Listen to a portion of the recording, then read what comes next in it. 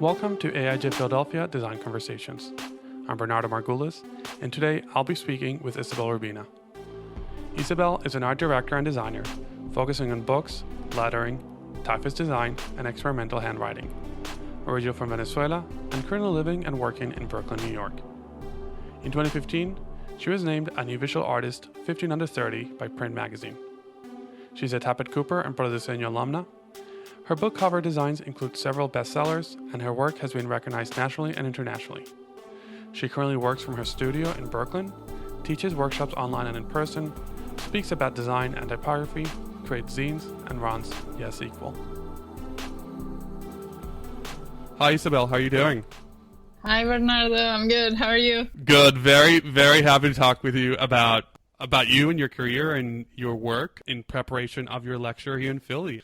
Yeah, me too. I'm super excited about that. Thanks for having me here too. Thank you for joining. So we want to talk about your career, and I want to start at the beginning. You are originally from Venezuela. Can you tell us a little bit about your experience growing up in Venezuela and how that shaped you as a creative? Well, as you might know, it's a very rich country in the sense that it has many, many things happening at the same time and like a lot of influences. And you see great art on one hand, and then you see a lot of poverty on the other. So you see a lot of contrast, and just culturally it's really rich and colorful. I loved growing up there. It was a great experience for me, and I wouldn't change it for anything. And also it's like all year long, it's sunny and beautiful, and like you go to the beach and you have the best time. And I don't know, there's a very different feel about life and how you plan things and how things work, which was a big difference than living here now in New York, where everything seems to be really planned and you're like thinking about seasons and you're organizing your schedule in a way that in Venezuela, it's like, no, things come as they go and it happens as it happens, basically. Like you do have plans, but it's not as like organized as here. But luckily I picked up a little bit from here and I've always been an organized person. So I had that in the back of my head, but it's interesting because there it's like really laid back, I would say, compared to here. You were born here in the U.S. and then your parents moved back to Venezuela and you were raised there. So in between then and moving here to New York, had you come back? Had you seen those differences? Not really, because my parents were living here in New York in the 80s. That's when I was born in 86. So it was like a really rough time. They've been here for a while working and also studying before working. And at that point, when I was born, they were like, let's just go back because, you know, it's really hard to raise a child here in this moment. So I grew up there and I didn't come back to the States. I came like once to Miami when I was young, 7 years old. And then I only came to New York when I was 18. I've like traveled to other countries, but there was never really a big interest of coming to the States because our culture has a lot, like we're very Americanized. So we see a lot of how things are and how things work. So I was more curious about going to Europe and things like that. So when I came here, that was in 2005, the first time I came. I don't know, I was blown away by New York because, you know, it's a great city. So that was like the time that I was like, okay, I really have to move there. And I mean, I've always been like dreaming about the city because I was born here and I've never been there. So it's like this mystery and intrigue about it. So I finally moved in 2008 and it was like, wow, you know, but... Growing up, you said you had that dream. Do you think that shaped your upbringing or the way you developed as a creative? Definitely, in the sense that I was very independent always. Like I was always thinking of that moment of like leaving home, which it's not in our culture very much. In Venezuela, people stay in their houses until they get married. And I was not at all like that. I was just like, okay, once I graduated from high school, I want to leave. And I ended up staying because, you know, X or Y reasons. I ended up just wanting to go to school there. There was a really good school a really good design school, and I just decided that I wanted to stay and do my career there. But it was always like I wanted to like leave, and that was, you know, in the back of my head, I always wanted to come. So that shaped some of my decisions, but I don't think it did shape my creative career as much until I came here, which of course changed things and, you know, made me learn millions of things. You mentioned growing up, your parents are architects, and they were very encouraging for you and your sister to be creative, and they had a lot of design friends and artist friends. How did that shape you as a creative? Yeah, I mean, that was awesome because we were like always seeing stuff since we were kids. Like we were always at shows and exhibitions and like just exposed to amazing, you know, like the most amazing artists and musicians and painters, so, and designers. So in that sense, it was a very rich childhood, and I'm lucky, like my parents were amazing and always supportive. I had like a lot of great input from like my parents' friends and stuff, just because I got to see it every day.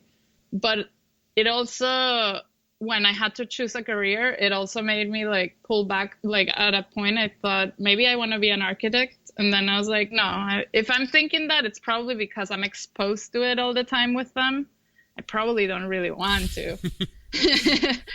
So I ended up deciding to go to design school because I felt like that was something that was calling my attention from, I don't know, since I was like 13 or something. And I was like, yeah, I want to do that. But first I went to like the main university, the Universidad Central de Venezuela, which is like a huge campus and has that more college feel.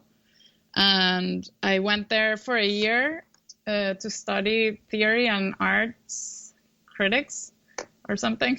I don't know how to translate exactly what was the topic. It was like a BFA probably in history. I don't know. I liked it. I learned tons, and I loved the experience of being in the university, but it wasn't for me. So I was there for a year, and then I decided to start in Prodiseño, which was a tiny school that was in a house. So it was like super different experience. And there I started my career as a graphic designer.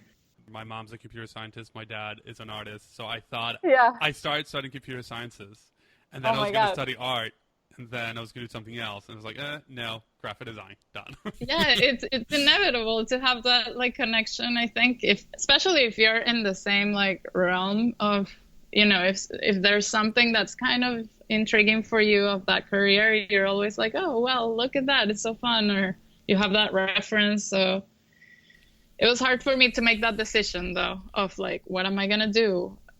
Because I don't know, I was not bad. Like I was good at a lot of stuff. So it was easy to think, oh, I can do this. I can probably do that, you know? So it was more about what you really want, and you're young. So you're like, I don't know what I want. So it was an interesting process for sure. You mentioned Prodiseño, and then you went there for 4 years. And then when you graduated, you moved straight to New York. And you said that when you moved there, you fell behind because you didn't know anyone. You said you started to email everyone. How was that process for you? That was super crazy. I actually, for some of my recent talks, I've been looking into that story. Because, you know, you remember you emailed people, but you're like, you don't really remember what you said. But then when you see it, you're like, oh my God, what was I thinking? So in 2005, 10 years ago, I was like, yeah, I want to move because I came here and it was awesome. And I was like, I want to do this. So it was totally a goal. So I went to college there. And as soon as I finished, I was like, okay, I'm leaving in 2 weeks. So I graduated, and in 2 weeks, like I booked a trip and I was moving in 2 weeks. I sold everything I had and I came here. But as you said, I had no real like expectations. I had like the little money I could gather with selling my computer and whatever I had in my room, basically. and not many savings. And I just decided that I'm going to come and see what happens. So I started, the only alternative I had was to start reaching out to people. So I just got in touch with as many people as I could, and including, I even sent emails when I was back home, which was really funny because I was like, I'm coming in a month. Do you think you'll have an internship for me? And they're like, no, it's Sagmeister's studio. We're booked for 3 years. And I'm like, okay, thanks. The good thing was, like, at least they responded, like some people did respond. Like I wrote to Milton Glaser's studio. They were like, yeah, you should come in and meet with us. So I went and I did it, but it was the point that I realized I don't have a portfolio, because my school Prodiseño was really great in the sense that they taught you how to conceptualize and come up with really strong ideas and then come up with a visual like solution for that. And also they made so many exercises that you could come up with a lot of stuff. So basically I don't know, it felt like exercise in a way, like we exercised a lot and then we were really strong in that area. But we never talked about creating a portfolio. We never talked about, building your resume or even like how to present yourself in an interview. So those things were some of the things that I was definitely lacking, and I could feel it. So what I started doing was I applied to as many jobs as I could, and I kind of did like my own exercise to myself. So I just would go to the interview, and maybe it was an interview that I wasn't that interested into, but I would try to like do my best and just see what went wrong right after and like how can I do better. Definitely the portfolio part was something that worried me.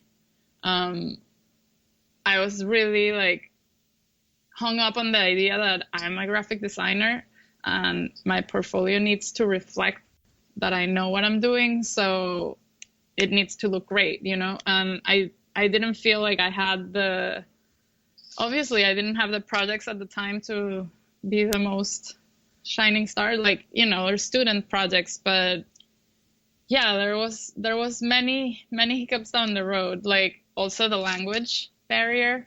I did speak English when I moved here, but speaking professionally about something, it's quite different than when you're talking with a friend. So it was really interesting. Like I felt like kids here were so prepared because they had like this amazing portfolios and like cases. And I was like, what is all this? And then I started researching and everyone was spending like $500 in the portfolio case. And I was like, I don't even have that for my rent. Like, how can I do this? So I just did my best, and slowly things started to pay off. I tried millions of things. My first internship, I got it at the Museum of Natural History, which was the best place for me at the time. And I got it. That was the moment that I said, like, I need to be true to myself. What do I know? I like writing. I like handwriting. So I'm going to write it by hand. I'm going to write a note by hand and send my application that way. And that's what I did. And it was super simple, but a really like heartfelt note. Luckily enough, I don't know if this had anything to do with it, but the girl in the department who was seeing the applications, she was from Mexico. So I guess she identified with some of the things that I wrote and stuff. And when I met her, she was like super compelled by everything I showed her. My thesis was in Prodiseño, was in astronomy. So I created like a visual language for that and a bunch of pieces and applications, and she loved it. And I was like, obviously you have to work here because, it's science and it would be so fun to have you. So I ended up being there, and it was great because it was a free internship at that time. And they were so happy that they ended up paying me for the time that I was there. And also, they managed to bring me on as a freelancer for a few projects afterwards. So it was a really like a good point because it was after a few months being here and not finding anything. So it felt like really good. But there were definitely a lot of times in the first year or even 2 years that I was like, what did I do? Because my school in Venezuela is like if I'm saying, I don't know, I went to RISD. Like I went to the best school of design in Venezuela. So I had all the contacts. Everyone knew about me. I mean, I'm sure if I had stayed there, it would have been so much easier. But I don't know. I think it was worth the effort for sure. So now, 10 years later, from not knowing anyone to 2015, you did a workshop at Typo Berlin. You spoke at Typographics New York last year. You spoke at Weapons of Mass Creation in Cleveland last August. You spoke at Design Fest in Guadalajara. You are going to speak here in Philadelphia. You're going to go to Toronto next month. Your book covers are bestsellers and award winners, and you're filming courses left and right. Do you ever look back and see what you did right and how you've come so far? Yeah. I mean, it's funny because it's like I feel like there's something in the New York life that doesn't let you fully appreciate things. So you're always feeling like I need to do more. But there's something in the New York lifestyle that always makes you feel like you need to do more, and there's someone always doing more than you, and it feels like you haven't done enough. So sometimes it's hard to see all the things that are happening. But definitely last year was a big change for me. I left Random House in December in 2015. I was there almost 3 years. And when I left, it was like, what am I going to do? I've already been a freelancer and it's gone well. It's gone all right.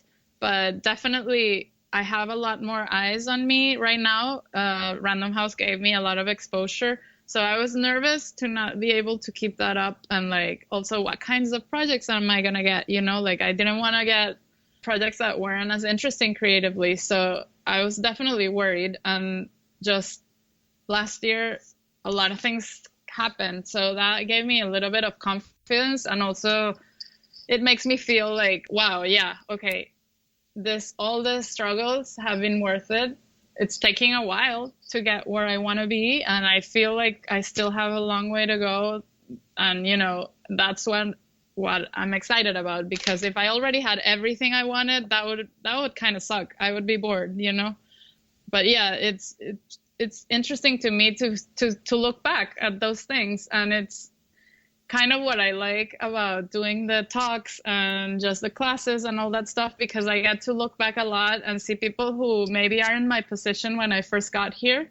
And I know what it's like. And it's always like, okay, you can do this. You got this. You just have to work hard and, want it and know when to leave places. For me, it's been really important to be confident enough to say, like, I don't know, I have a paying job, but I actually want to explore something else and just do it, which is scary at times, but it's also great because you never feel like fully secure. So in a way, you're like, yeah, it's okay. Like if it doesn't work out, I can figure it out. So in a way, when I left last year, I was like, okay, if it doesn't work out, I can always go back and I can find another job. Life is gonna go on.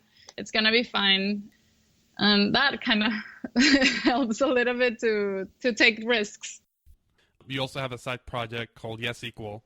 It's an online directory of women in the creative field to build stronger creative communities, to bridge the gap, and you have about 1,300 members registered. Can you tell us about this project?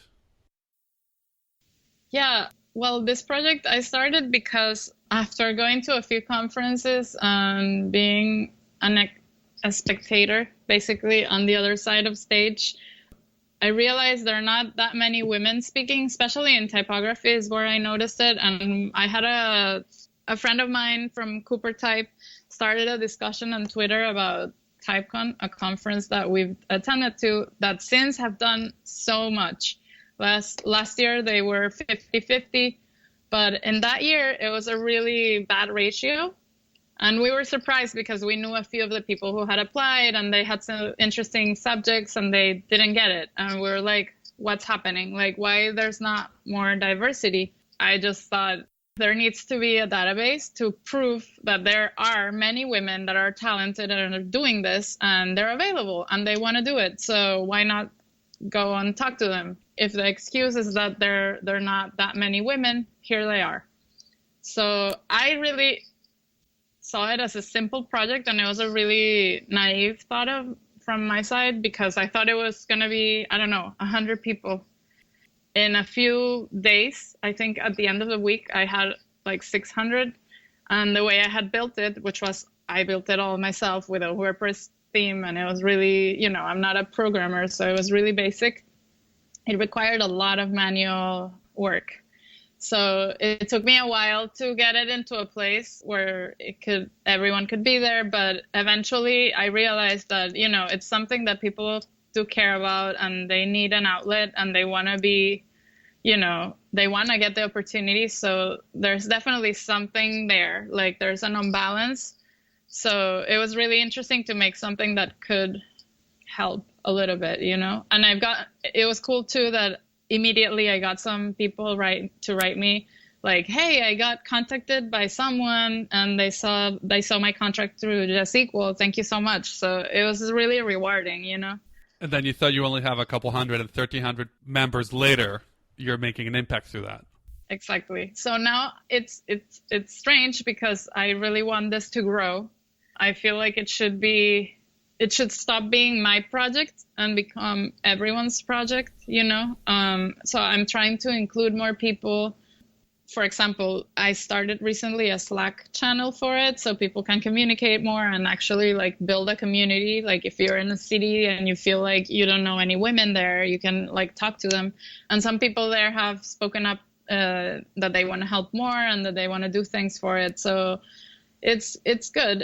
I mean, slowly I'm trying to make it move forward, but right now it's just me, so it's a little bit tricky to get it to the point that I feel like it can really actually make a difference. Like I would love to next year or so add like job postings so people can actually, because a lot of people write me saying like, oh, I have a job, do you know anyone, from my SQL directory. And I'm like, okay, I can post this on Slack, but it would be great if there's a directory of jobs there and people can just look there. So that's one thing that I would love to add, or keep up the calendar. I added like an event calendars and also like dates for applications to conferences and different summits that need people and have deadlines. Things like that. It's very community and it requires so much work. So if anyone's interested in helping me out, shoot me an email. I'm trying to add more people to it and make it more of a community instead of just my project, because I feel like it has evolved into something different. And I would like to have more voices there because I feel like it would be richer. You're talking about the problem about not being a fair distribution of, in terms of gender. Do you see that as a problem, people hiring creatives, or do you see that also within the creative community? I think both. At Random House, it was very much the opposite situation. It was a lot of ladies. Apparently, publishing is a very female-oriented career. I don't know why, but in previous occasions, I've been in situations where I've dealt with my fair share of injustice, to put it in a way. So for me, what's interesting and important is to make sure that people get what they deserve. Like if you have the same experience than a guy that has the same experience and you both deserve the same pay in theory, why not get it? Why do you have to fight harder to get these things? So it's something that I don't understand, and I'm clearly against it. So I would love it if everyone makes efforts to change this, starting by our own friends. Like it's something that I talk a lot about because I realize that some people are not aware that there's actually an imbalance. They think because we're in a creative world, it's fine. But it really isn't. Like, it really isn't. Like, I have many friends who have experienced things like this. I myself have heard of things that I didn't get the job because they needed a dude for it. And it's like, what? I really think it's something that we should be mindful of and make an effort to balance. Sometimes people say that why, if you're making an effort to balance things out, then you're being biased. But I think there is a disbalance. So you need to make an effort to actually fix it. It's not going to go away by itself. It needs to be a conscious effort.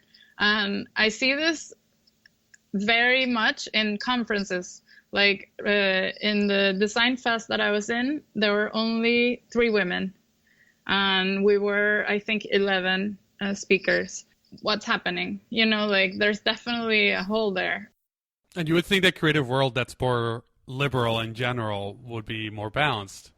Yeah, because one of the first things that I wrote a couple pieces in the blog in SQL, and the first one was when I launched the site. That was a lot of research that I did. So it was mostly about the fact that many women are studying graphic design and graphic arts. So it's like 60% women or 60 or 70% women and 30 or 40% male.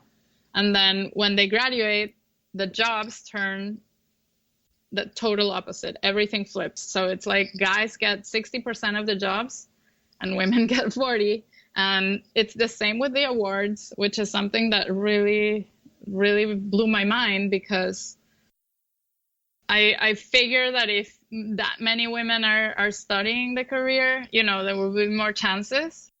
But I do think that there has to be like an even play field so that you can actually get better opportunities. I did a scene recently that it's called It's Not Okay, and it's a lot about catcalling and all those things, and it's mostly related to the subject because a lot of things you don't realize that happen, or you don't really think, oh, this is a big deal, but we're dealing with microaggressions every day, and people normalize these things and they expect you to be like, it's fine, I don't care. And, these things shouldn't happen. So I feel like if everyone puts a little bit of effort into stopping these actions, things would be much better. I want to make some time to talk about your personal work, and I think this is a perfect segue because you talk about your zine, It's Not Okay. And before that, in 2013, you created the zine Rants from a Stranger, a typographic novel, hand-lettered and written by you. What inspired you to create those zines, and can you tell us about your process for those? Well, the Rants from a Stranger, I started it when I think it was right after Cooper Type, and I had finished the program, and I was exposed to a lot of typographic, calligraphic, and lettering inspiration. And basically, I just wanted to do something to practice my skills. So I set like a little deadline for me and started doing those in a couple days. I would write it and draw it from sketches to finished piece. I wanted to do something that was quick and, it had a fast turnaround just so I could get better at it fast, basically. It was really interesting because you would see like the first drawing and the last drawing, and there's so much difference between it. Like you could really tell that I started here and then this is the end. So it was mostly like an experiment for me, and also it was a personal exploration on my way of thinking. Like I feel like a lot of people that know me but don't know me so well, they think I overthink too much, and I think a lot, and I give too much importance to things that they maybe don't care about. So it was like a little bit of a dialogue with those people and like myself about what I think about the world and the way I see it. So I wanted to do something like a comic, but without characters, and that's why I ended up lettering the whole thing.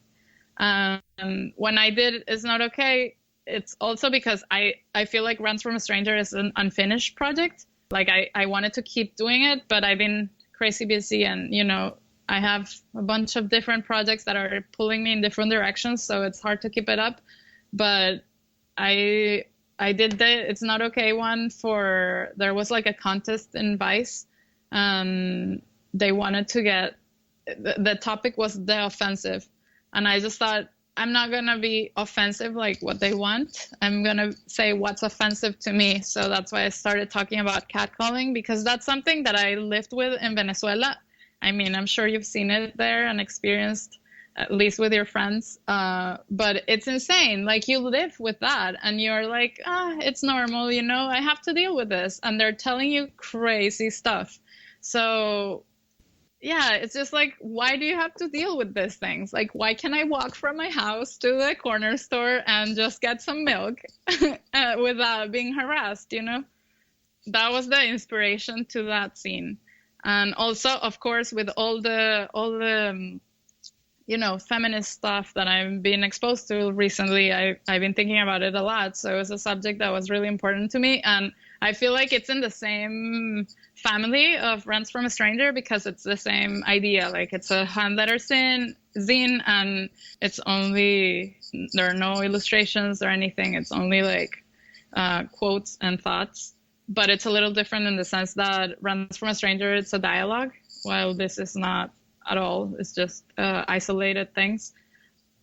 Yeah, I think I also started this project because I've been always interested in print, and at the time I wasn't doing any print work. So I just said, well, if I'm not getting it, I should just do it myself. And I just started printing myself and getting this together, because I've always been like big on DIY and crafts and that kind of person. So I just felt like it was my own opportunity and my own way of getting those jobs. And you just posted on Instagram that you got a new risograph to do more DIY and more hands-on stuff. Yeah, I'm so excited about that. I've been talking about wanting to get a riso printer for like 6 years. And it's a big machine. It's expensive. You know, I never thought I could have it because it takes so much space, guys. It's crazy. It's huge.